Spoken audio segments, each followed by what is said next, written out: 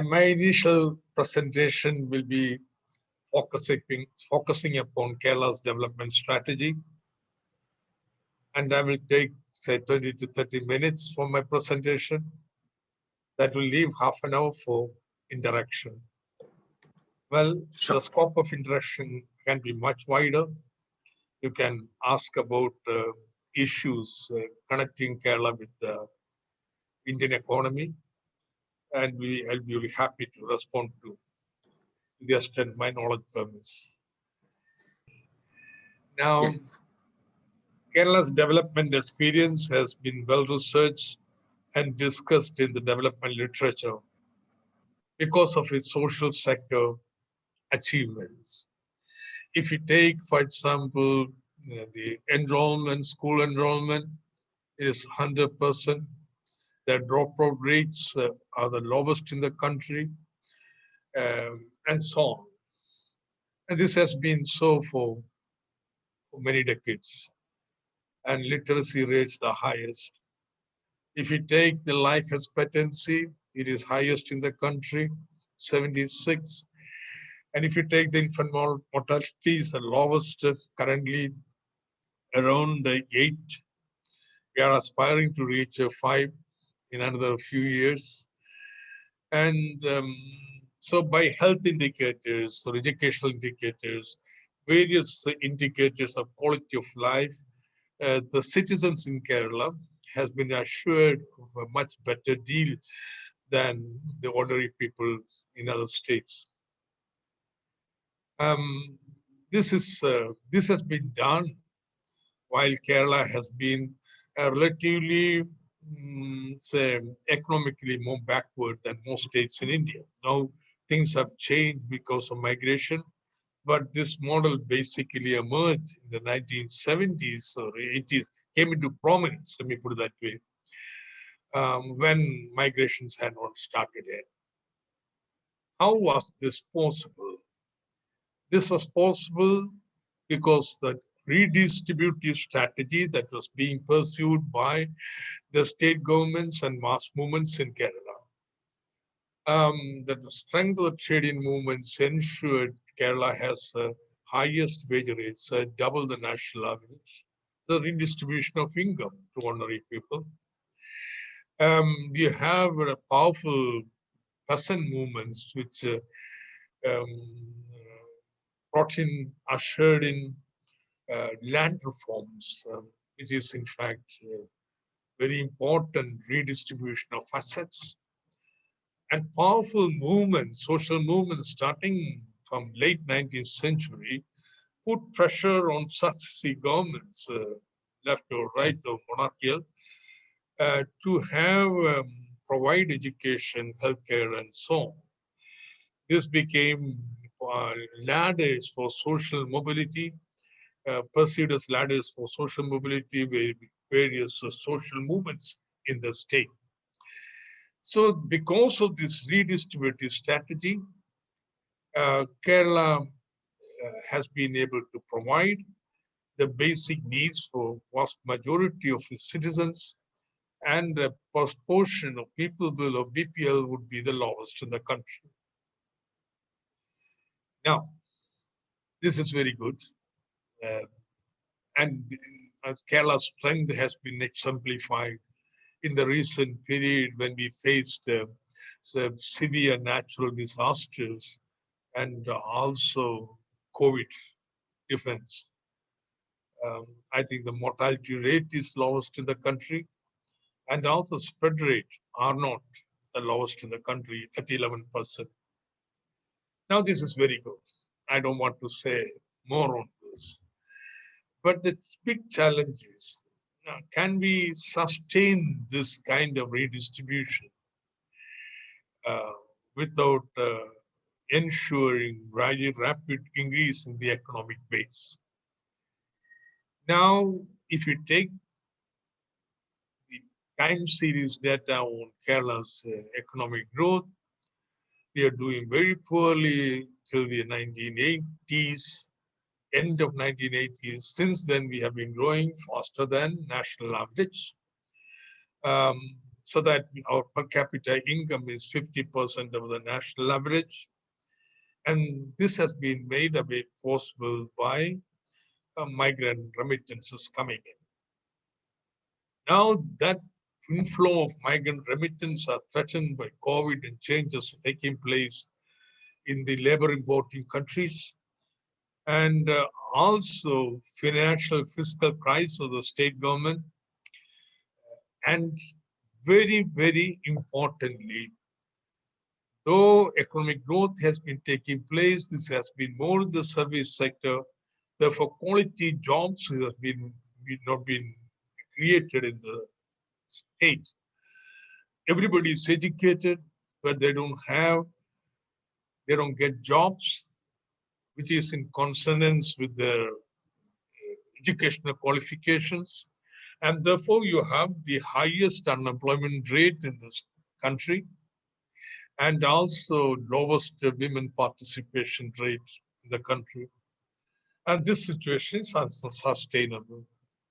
So the big challenge, developmental challenge for the state is, how do we transform Kerala's economic base from labor-intensive traditional industries, crisis-ridden commercial crops, and highly polluting energy-intensive chemical industries to an economy which is productivity is very high, value addition is very high, which is environmentally clean, more in tune with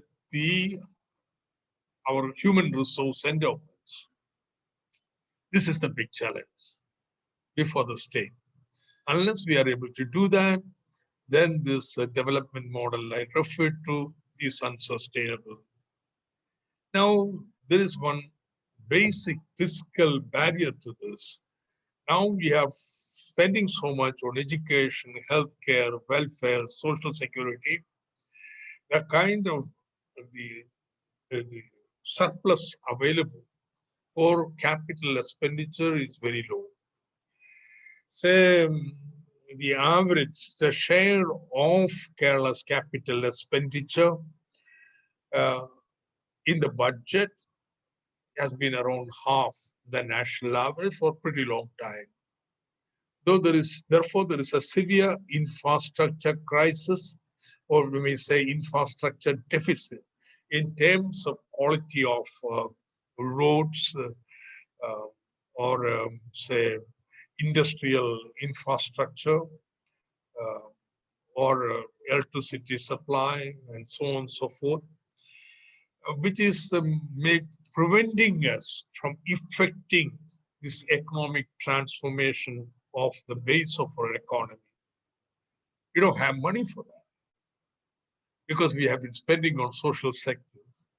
So many people say there is a trade-off between growth and equity.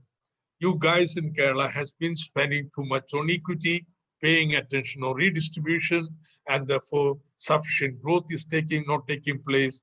You are in a financial crisis. You cannot finance your inevitable transformation of the economy. You cannot build the infrastructure. So this was a big challenge. And we decided to address this challenge. And now we cannot compromise on our public education, healthcare, and social security. Not at all during COVID times. In fact, we have enhanced them very substantially. And that has helped us to prevent COVID spread in Kerala to a great extent. Now, then how do you raise the resources? You all are, I am certain, aware of fiscal responsibility and budget management acts, which limits the borrowing powers of state government to 3% of the GDP and compels the state governments to go to, say, zero revenue deficit. All right. But Kerala can never be zero deficit because we have to pay all the salaries to teachers, even teachers in the private sector, and a vast health infrastructure, doctors, nurses, and so on. But that is And so we will be using a major part of our borrowing to meet this expenditure. I am not upset about it because I consider expenditure on education, healthcare as a human capital investment and therefore it's capital expenditure. But what to do? Indian accounting system does not recognize my calculation and therefore my budget will always remain a deficit in revenue deficit. But there is no way the government can borrow more for infrastructure investment because fiscal deficit has to be contained at 3%. Now this limitation is imposed only on state government, on parastatal PSUs and so on. They don't have to take permission from anybody. They only have to keep the due process, abide by the law. They can borrow.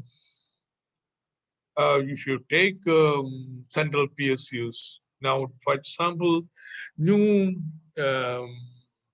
development financial institution, which eventually is the central government thinks will borrow 110 lakh crores rupees, which I think is never going to happen. But they are thinking of borrowing 4 lakh crores rupees in the next 2-3 years. Now, this is not part of government borrowing, central government borrowing, will never appear in its accounts, but they will borrow, this financial institution borrow, and lend to infrastructure investment in India. So what we did was we designed an institution like this. It's called KIFBI, Kerala Infrastructure Investment Fund Board. And we made a calculation. What is the very important immediate infrastructure investment requirement? The roads would require something like 20,000 crores. Electricity assured supply to every part of the state require an additional 10,000 crores of investment. We want to provide internet to every household in Kerala. It requires 1,500. We want to have more industrial parks and so on. So land acquisition, another 20,000. We want to diversify our transport system so that arterial, say, waterway, and another 2,000 crores and so on and so forth. We added demand, of course. Our schools have to be upgraded. Our hospitals have to be upgraded. Another, say, 7,000 crores. And we added them together. It comes to around 60,000 crores rupees. Okay. So we told this institution, you borrow 60,000 crores rupees and invest it, not directly through various agencies, not to the government, just nothing to do with the government. So it borrowed, and it was 60,000 crores rupees. And how do they repay this? It's like an annuity program. Suppose there are so many annuity programs in the government. You want to build a big road, you tender it, saying that money will be paid in a 20 years period or 15 years period. So the contractor will factor in interest on the investment he makes today and then will participate in the tender. The government pays the contractor an annuity, okay? And annuity is not part of the present borrowing. The future liability is not part of government borrowing, nowhere in India. So this is like a huge annuity program. They have been asked, mandated to borrow 60,000 crores and invest in these projects. And government agreed to pay an annuity, which is 50% of our motor vehicles tax. And we have another program. This institution is assured of continued flow from the annuity for the next 20 years or 25 years. So they know definitely how much money they are going to get. They know definitely their assets that they would own every year. Then what is their liability? Their liability is the payment they will have to make to the contractors when they come up for the bill for which they will be borrowing. So contractors' bills plus the repayment to the money they borrow. This is their liability. So we have an elaborate program which continuously monitor asset liability match of this institution. And institution will never take up projects which will push their liabilities above the assets. So this is perfectly stable. There is no Ponzi game. They will limit their activities to be below their liability, the assets curve. And so this program is on. And this is the biggest stimulus program anywhere in the country during this COVID time. Already of the 60,000 crores, some 30,000 is approved and tendered and things are being implemented. It has just transformed our school system. For example, you know, the previous 5 years to this government, nearly 5 lakh students left the public education system. So students from 1 to 10 standard. Of course, we don't include the 10 standarders who are leaving the school system. 5 lakh. You know what is the number for the last 4 years? No, last 5 years. It is nearly 600 coming in. The parents are bringing the children to public education system because every classroom is digitalized. Now we are trying to give a laptop to every student, every family. They'll have to pay some money to that, but spread over 3 years. That will transform our educational system. You see, they can download teachers' lectures in the classroom and see it, hear it in their house and so on. And people recognize that. Or hospitals. Now, the health infrastructure has shown tremendous improvement. Investment from KIFI, some 5,000 crores. If you take top 100 public health institutions, primary health centers, 80 of them are in Kerala. Okay, that's a difference it has come. So people are started enjoying this investment program. And I'm certain within 3 years, it will transform the infrastructure of Kerala. It will be one of the topmost in terms of quality of infrastructure. Now, I come to the last part. You have this infrastructure, which will attract private investments into Kerala. So we are ensuring ease of doing business index that we go up. You want to be in the top 5, and a program is made, and we'll break all rigidities that stand in the way, ensure the ease of doing business in Kerala is better, and backed by this infrastructure, industrial parks, I'm certain private investment will flow in. Okay, that's 1. 2, at the same time, we want to have indigenous entrepreneurs to come up. Now, historically, Kerala is very different from, say, Tamil Nadu, which has Chettiar caste, or Gujarat, where we have the Marwari caste. Traditional entrepreneurial or commercial caste. That's just absent in Kerala. We don't have a Vaishya caste in Kerala. So entrepreneurial talent is very, very poor in Kerala. But therefore, the entrepreneurs in Kerala have been more happy to be confined to commercial agriculture or quick money making trade when the British and Western firms withdrew from the trade. They're never into industry as such. And therefore, we are thinking we will bank upon educated entrepreneurs, a new breed of entrepreneurs. We are starting a big talent innovation challenges involving all the students, skilling program, promotion of startups. So you have a second segment, not just investment coming from outside, but a new entrepreneurial dynamic group emerging from Kerala. When this my government came, we were total number of startups in Kerala was about 500 or something, and within 5 years, 300, 3,900, and employs around 32,000 persons.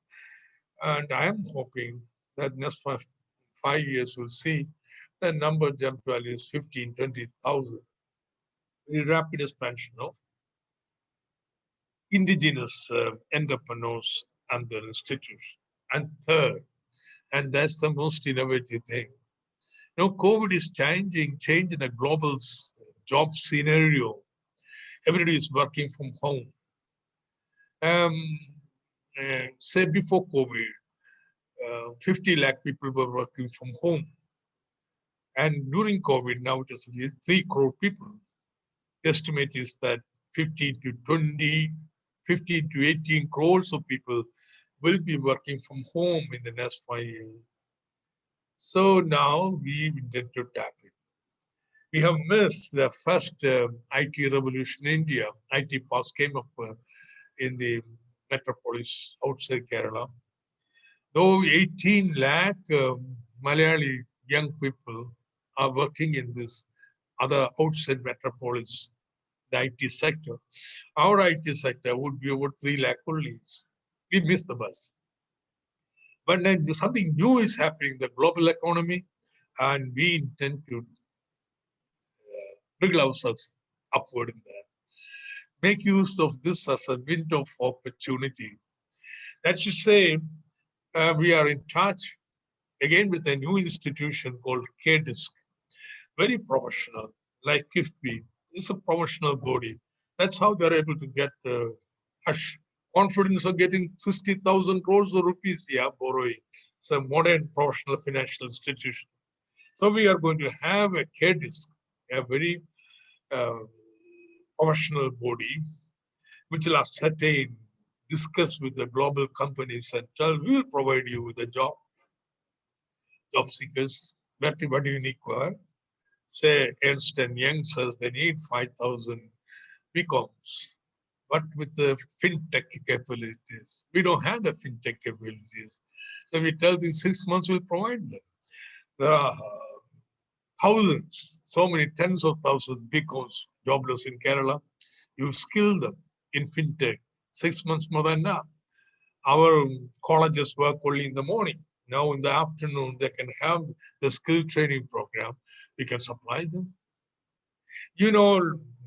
Lancer.com, freelancer.com is the biggest employment agency in the world, supplying around 9 crore workers in the last 5 years or so. We are signing in with them. Okay, they're saying we will train and upload people, students, and young people on a digital platform, guarantee the certification, and they can pick from them. So they don't have to go through the whole process of ensuring quality of the person. The government in Kerala will assure. And we would provide, in addition, if anybody is taken from our digital platform, their PF gratuity, social security may be met by the government. If they require a space to work outside the home, near the home, we'll create that space for them. And if they require the digital equipments to work, we will provide loans for that as a subsidized rate. So this is a very major program. And these 3 elements are going to transform Kerala's economic base from a low productivity economy to a high productivity economy, so that our redistribution strategy and welfare gains of the past would be sustained into the future. So this is new development paradigm of Kerala. I will just close with one comment. See, I have told the story of Kerala. We have taken an autonomous course, which is different from Gujarat, which is different, very different from Bimaru states of India. We have chosen historically. And now we want to make a choice. We want to have a different path. We want to change our economic base. I think this fiscal autonomy must be made available to regions in India, states in India, within the Indian framework. Unfortunately, this fiscal autonomy is being increasingly being curtailed, which I think is very, very bad. Fiscal federalism is very, very important concept to meet the aspirations of the people in different regions. They cannot be ironed out into a national paradigm. We'll have regional paradigms because people, their aspirations are very different here. We spend so much on social sector at some time, we had that choice. Now, we want to develop our economic base, there must be fiscal space to intervene. So I close my presentation by saying that the recent developments in the fiscal federalism in India is very inimical to such regional choices. And therefore, but we will continue to struggle.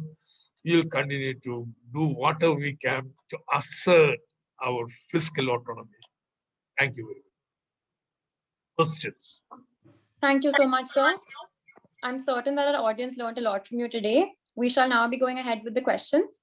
Our first question is that the average gross fiscal deficit for states that presented their budgets before the pandemic was 2.5% of gross state domestic product, while the average for budgets presented post-lockdown is 4.6%.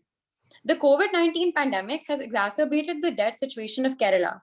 How does the pandemic delay the Kerala government's 2016 ambitions to turn Kerala into a revenue surplus state by 2022? Well, let me make it very plainly clear. I don't intend to make Kerala into revenue surplus state. Because it's a question of, we are economists. This is an accounting concept here. You add human capital investment as capital expenditure, Kerala is a revenue surplus state. Now you don't agree with that, well, that's your problem. So for my purposes, Kerala is a revenue deficit, not a revenue deficit state, but we will commit ourselves to the fiscal discipline of bringing it down. I am not going to spend all my borrowing on current expenditure. Therefore, we will bring down the revenue deficit very systematically by ensuring your expenditure does not rise much faster than your revenue receipts. That's how you bring down your revenue deficit. So we have this time path of bringing it down. Unfortunately, GST has not helped us to do that. Maybe that now GST is stabilizing, we will be able to, revenues will grow faster, and then we will keep the revenues, I hope. Last time as Minister of Kerala, my revenues grew by 20% per annum, 18 to 20% per annum. It's an astounding number. With that, I could do what I wanted and achieved that, and ensured that the revenue expenditure remained below 16% and continuously brought down the revenue deficit. Now this has been made difficult by GST. I hope this will improve. But a state cannot become a debt-trapped state. Make it very clear. There is a FRBA math which prevents the state from borrowing more than 3% of the GDP. Therefore, you cannot reach a debt-trap situation. The trend in various states are almost same. If you compare what has been the fiscal deficit of the states, it has been reaching, though Kerala it is not 3, but it is around 3 itself, even below 3. But if you take the fiscal deficit of the center, it is even the last budget statement is 3.5 pre-COVID time, and which we know with a lot of window dressing. So I would say real fiscal deficit of central government is something like 4. So there is a asymmetry in the way the fiscal discipline is being imposed on the state and center. So, but COVID has changed all that. COVID saw very sharp decline in the revenues. And it will be a disaster if you stick to your rules. You read Keynes once more here. Our budget deficit or budget surplus, there is nothing sacrosanct in it. It all depends upon the circumstances. Which country in the world has struck by the neoliberal rule of 3%? Tell me. Which country? No country here. Everybody has changed. Because then things have changed. Situation has changed. Everybody has become Keynesian. So for time being, you borrow and spend so that your economy recovers. If you don't do that, your economy will be caught in a kind of low-level equilibrium trap. So you spend, you grow out of the debt. That's what Pigou taught us long back. What do you do with your debt? You grow out of debt, yeah? You grow faster, and the debt burden declines. So that's what India should do. India should borrow more, pay little attention to all this neoliberal shibboleths of not borrowing and so on, and invest. Give relief to the people so that they get the basic minimum needs. Then invest the rest so that our economy picks up very fast. And then, of course, you can go back to a 3% borrowing once the economy recovers. And the economy grows fast. Soon your debt GDP ratio will come down. That's okay, fine here. You see, people are this mistaken notions of per capita debt, which is silly. Kerala per capita, this election has been completed. The biggest thing has been attack on me. I've raised my per capita debt to 76,000. But I just report saying US of America's per capita debt is 46 lakh and Japan is 60 lakh. So what?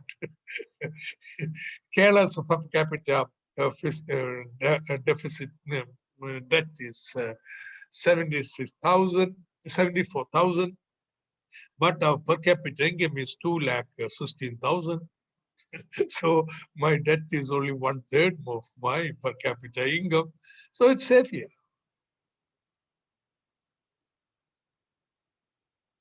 All right, so thank you. Moving on to the next question that we have. The total outstanding debt of the state will increase by approx 90,000 crores from the previous year. How does the Kerala government plan to check the public debt while maintaining its welfare expenditures and infrastructural projects such as Kerala fiber optic network? Now, last year, apart from 3%, we were allowed to borrow under 2%. So we could borrow 5%. We borrowed only 4.5% and put aside 0.5% in next year. But we borrowed only 4%. 1% borrowing is left for the next year. So next year also we will be borrowing around 4%. After that we'll go back to 3%. What I'm saying is that debt GDP ratio of Kerala would rise from 30% to 50% for 2 years. Then it will come down in the next subsequent years, maybe another 5 years or 6 years. Our growth will accelerate and debt GDP ratio will be back to 30%. There is no other way. See, what else is the option? You don't borrow, allow people to starve, allow the demand to sink further because people starving, they don't buy. And when your demand goes, all your industries will fall down. And mind you, industries is not like plants which wither because of lack of water. Then you pour water, they come up again. No. Look at the demonetization. Before the COVID, the rate of growth of India was decelerating so fast. Ever since demonetization, everybody thought demonetization, things will fall. Okay. Then money is replaced. Everything will be back in a V-shaped curve. It didn't. Why? The corporates may come up, but vast majority of the enterprises in India are MSME. Once they fold up, they're destroyed. You give them, say, some money and so on, they won't come up again. So if we don't do this, whatever left of MSME will be destroyed in India. You are going to have a second wave. And once destroyed, they'll be thoroughly gone. Small persons have nothing to fall back upon. Therefore, only way is accept. There is no recourse other than your debt GDP to go up and rationally calculate. Another 5 years from now, we'll come back to normal course. If you get too nervous and don't do what is necessary, then misery of the people will increase, your future growth will decelerate. Thank you so much, sir. The next question is that keeping in mind that KIIFB, led directly under your supervision, raised around rupees 63,000 crores from both domestic and international markets to facilitate the development of Kerala, what is your opinion on Kerala shifting from the status quo of directly allocating resources to a state of complete dependence on one particular agency? Once more, yes, Sri. Once more, will you repeat the question? Sure, sir. Sorry. My question was, keeping in mind that KIIFB, led directly under your supervision, raised around 63,000 crore rupees, from both domestic and international markets to facilitate the development of Kerala. What is your opinion on Kerala shifting from the status quo of directly allocating resources to a state of complete dependence on one particular agency? I know this is a issue which is troubling a lot of people. How can a state do this? But we have done that. And I have put the logic why it is being done. Because we have different vision of our state. We want to ensure a decent life to our citizens, not some distant future, but today, which we have been providing for some time, for half a century now. That does not give us sufficient money for our infrastructure investment. Therefore, we are just doing what central government is doing through development financial institution, which a law has been passed by the central government, parliament, the last parliament. So my model is something very different.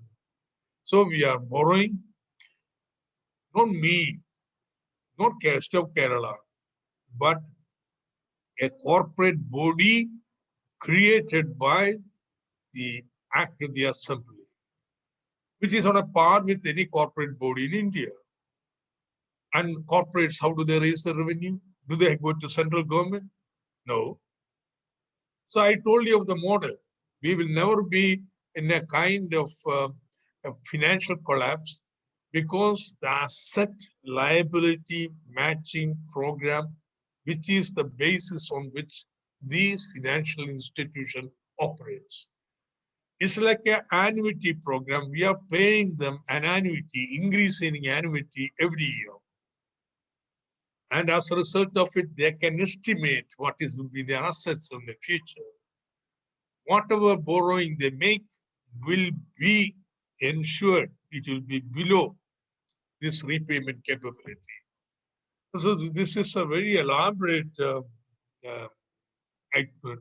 computer program, software, which is amazing. Every day, if you want, you can estimate what would be the asset and liability of the company, even the present information, say 5 years from now on a particular day, I can see that, a moment of time. It will keep on changing. It's a dynamic thing. As your conditions change, you take a new project If you look, what will be the impact upon asset liability matching? So our lenders have confidence in us. That's it. They are lending. They have confidence in this program that we are going to be responsible. So we have a kind of something very unique in the financial world. We have a fund trustee and fidelity advisory, fund fidelity and FTAC advisory council, headed by none other than Vinod Roy, the former CAG of India. Who I think you all know will not permit a hacky-packy stuff to go on. Yes, so we have taken all our board, for example. It's not a government majority board, 50% independent board members. That's the market process and they have given. So it imposes no risk on the government as long as this institution follows the rules of the game. And Kerala will transform its economic base. And that's the strategy of development, which is perfectly legal within the constitutional framework of Union of India. Otherwise, they will have to change the constitution. Maybe. But these are rules of politics, regional development issue. See, when I was a student like you, regional development was a very important part of the economic studies. Now nobody thinks about regional development. They think regions have been erased into a homogeneous national one. One nation, one tax, one poll, one everything one. But regions are reality. Regions are reality. Our people's aspirations are different. I'm not saying they are better, but they're different. And you respect that. And the Constitution of India should provide for, within fiscal stability and so on, the right for the states and regions to choose the path of development. Can I ask a question? Please. Yeah. Santosh Kumar, Hello, Professor. yeah. Hello, Dr. Thomas Isaac. I'm Santosh Kumar. I teach in Sri Ram College. Sir, interesting to know your initiative about financial institutions that you have started in Kerala. If we go back into the economic history of India, we had series of development financial institutions, right? But most of them were closed out of economic liberalization policy. Now again, I mean, I could see at the central level, finance minister has started development financial institutions primarily to just meet infrastructural financial needs. Do you think that we need to bring back, many more development financial institutions with specialized financial ability, keeping in mind all that assets and liability matching principles? What is your opinion on that? Yeah.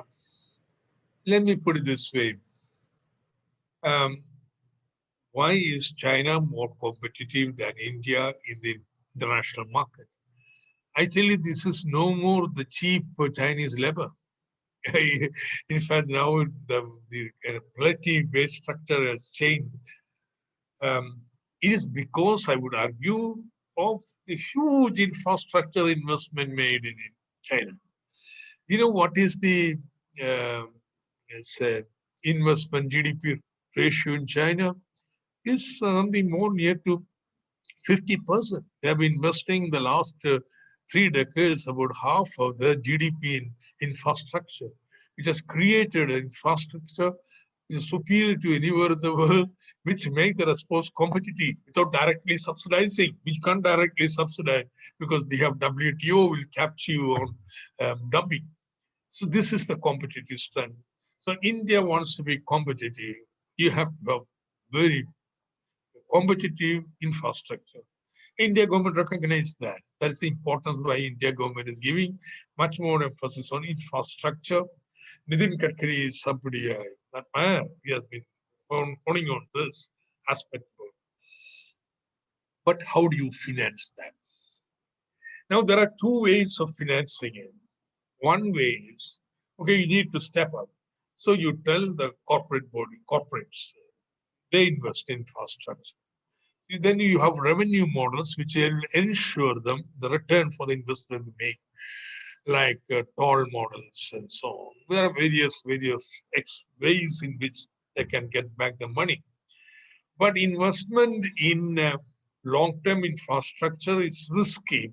And therefore, I don't think anybody will be taking the risk for less than 20% return on the investment. So you have unacceptable high level of user fees, tolls, or the kind of asset monetization, which is virtually privatization to get the corporates to invest. Okay, that's one way. I'm not against that, private corporates investing and doing that. But it has these drawbacks, very higher user fee at unacceptable levels. And what do you do with infrastructure in the non-revenue earning categories? Suppose I want to provide good school. What do you do? School, increase my school fee? Unacceptable. You want to have good hospital? Okay, you charge the OP tickets, acceptable in Kerala. People of Kerala won't accept that, yeah. See, if you come to Kerala, I don't know if you have, anyone of you have come to Kerala, but if you, actually it's a beautiful country, come to Kerala after COVID is over. See, if you drive through Kerala, you'll find Kerala settlement pattern is like ribbon-like roads. On both sides of the road, from one end to the other, in many states in India, the moment you step out of the metropolis, the city, then there's nothing, just plain road, straight road. Kerala is no different. Kerala settlement pattern is very different, is urban in nature, neither rural or urban. Therefore, you have too many roads coming and joining at every furlong. And therefore, you can never impose toll in Kerala roads unless you build service roads. And to build service roads, because the ribbon-like growth of the houses is impossible to, the price would be too just astronomical. So how do you finance this model? Finance this? It can be only through an institution like Development Financial Institution, now passed by the Parliament, or KIFBI, passed by our legislature. But it has to be disciplined. You have to see the discipline, market discipline, that you don't end up in a Ponzi game. So you have checks and balance to ensure the institution behave within sound economic principles. As long as it's done, see what is happening in 3 years' time. I mark you, 3 years from now, Kerala's infrastructure, 60,000 crores rupees invested, is going to change. Something which would have taken normally 25 years to achieve will be achieved in 3-4 years. Which means what will be the impact upon the GDP growth in Kerala? What would be the cost of investment required 25 years from now for this infrastructure? It's a perfectly rational thing to do, that you borrow and invest in infrastructure. So I'm very convinced this is the path. And though there have been skeptics about states doing it, the only center can do it. No. The Constitution of India allows the states to do it. So we will continue to do it. Also, Santosh, I mean, to some extent, my way of speaking and approaching looks slightly outlandish to the mainstream thinking, but we are doing it. No, sir, you spoke quite convincingly. And that is the right path, actually. All right, so moving on to the next question. Tourism industry has got severely hit by the pandemic all over the world. Like you mentioned, Kerala being a tourist destination for many, what measures did you take to revive the tourism industry there? And what kind of support you expect from the central government for the same? The tourism, isn't it? Srishti, Yes, you sir. were asking about tourism, Yes, sir. right? Yeah. if you ask me, which is sector most affected by COVID, is tourism. Entire international travel has stopped. All over India, it's not just Kerala's case. And certain other states, like, for example, Goa, must be terrible situation for them. Even domestic tourism has been disrupted. It's a huge loss that is taking place in the tourism industry. You leave one building and assist the vacant for 1 year. I tell you, it will be seeded. You have to change the beds, many things, wiring. You have gone bad. I don't know how tourism industry, they need very liberal support. States and centers should join together and have a program by which central government earmarks certain credit for the sector and subsidize the interest rate. States should borrow, should bear some part of that. This should be a joint operational center and state, because tourism is the biggest source of foreign exchange after my immigration. So that brings in the largest, very large invisible earnings. So central government has a reason for that. So, and state government, it provides jobs, so many jobs in the state. Therefore, push credit into it. Let it be industry, well, it's for a year till they pick up. So they're all given money, industry, for a year, which will enable them to refurnish their, their tourism resorts and so on, so that the industry in the post-COVID will be ready to receive the foreign people. I tell you, the post-COVID period, perhaps the next year, or perhaps end of this season, this summer season, if COVID is contained, there's going to be an eruption in travel there. People have been so closeted in the house, I'm certain everybody wants to travel. So they have pent-up demand for tourism facilities all over the globe, and India should ready itself to receive them, and perhaps tell the world, we are ready to receive, we have done this, etc. And that's what Kerala intended to do. In the present budget of Kerala, we have earmarked much more money for tourism marketing and some funding for refurnishing, but aggressively marketing, so that we want to say catch on, take advantage of our COVID brand that Kerala has got. It is now pretty well known around the world as a region that has done relatively successful in battling COVID. So, yeah, I'm telling you, here is a place you are safe. You come back, come to Kerala. We take care of you. I think we'll send our COVID brand and try to get ahead in the tourism sector. That's our strategy. Thank you so much, sir. Our next question is, what are the areas the central government should transfer autonomy to the state governments? Yeah, Mitchell, you're asking very, I've got a book, Indian Fiscal Federalism and Its Challenges, just brought out by Leftward, just in fact released by Dr. Manmohan Singh. He has taught us at Toronto. We are doing effort.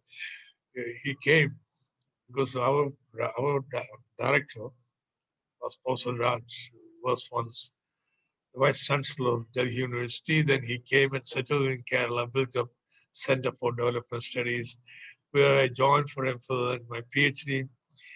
And we are affiliated to JNU. So because of Dr. Raj and a very eminent economists who he brought, a lot of big people, big thinkers from globally used to visit. Dr. Manmohan Singh was one of them. Perhaps he had that soft corner. Therefore, he chose to release this book, though he may not agree with every point I make. He's also a politician. Therefore, I think it was a very good gesture from him to release the book. So if you want to, Mitchell, your full answer to the question. You have a skipping through the book. Left to it, Delhi. Now, what should government of India do? One, this kind of financial innovation like IFB, don't try to scuttle them. Anyway, you are also doing that. Don't, when the central government made the development financial institution, the law passed by parliament insulates it from many investigation agents, including CBI, income tax, and so on. While they are sending income tax, development, and enforcement directorate, customs, every one of them inspectors here, please have consideration. It's a financial institution. And our ability in the market to depend upon the trust the market has. You have all these guys to descend upon us. Even income tax came, we told them, take our password. Because everything is online. There's no paper. It's a totally paperless office. You examine anything you want. What we have done. Why come with all force 15 custom income tax officers, income tax commissioner himself, and spend one day in a drama televised by every station in Kerala? It destroys the credibility. You don't do this. So this is one prayer. Let this kind of financial innovations see it with some respect and send all these enforcement agencies. If you have any problem with what we are doing, call us for a discussion. We'll just sit and discuss here. We can discuss. We are all reasonable people, and I think we all know a little bit of economics to have a dialogue. So no arm twisting. That's our prayer number one. Prayer number two is, no, you don't adopt a one-hat-fits-all attitude in FRBO.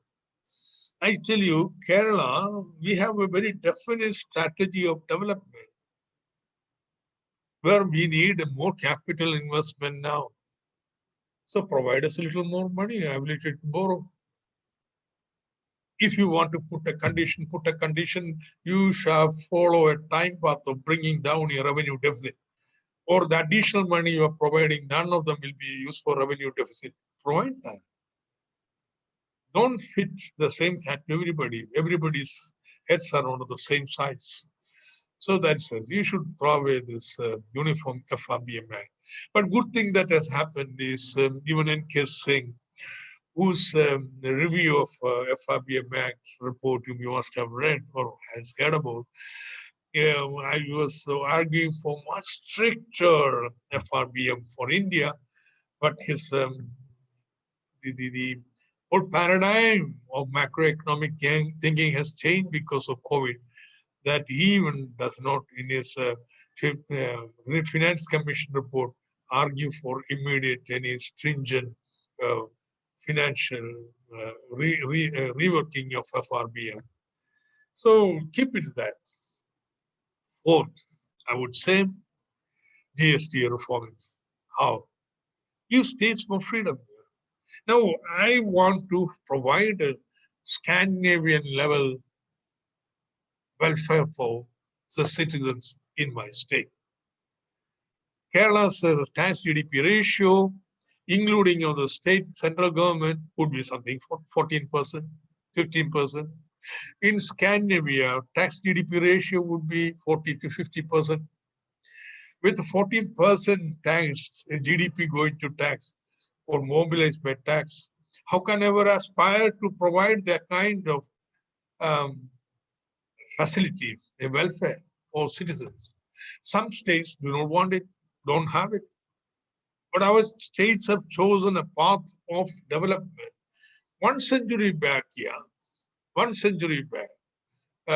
with focus upon, say, education, healthcare, and about 50 years since the left came on higher wages and land distribution, so that the peoples are improved. Therefore, this is the only way the state can have a higher tax GDP ratio.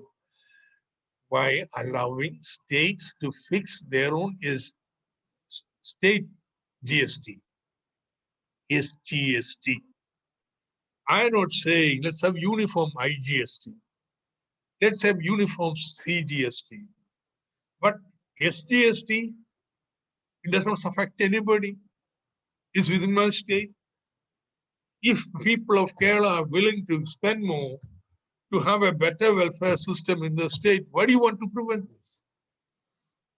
This is the thing that I'm saying. Okay, if you don't want to give total freedom, allow at least a range within which SGST can be changed. Well, Mitchell, I told you it's a long question. So these are many things that we discuss. Unfortunately, in India, it is not fashionable to discuss center-state financial relations. Everybody talks various things, but the most vital part, there's thing of state in abstract, state in concrete, center and state. And states may have different perspectives of development.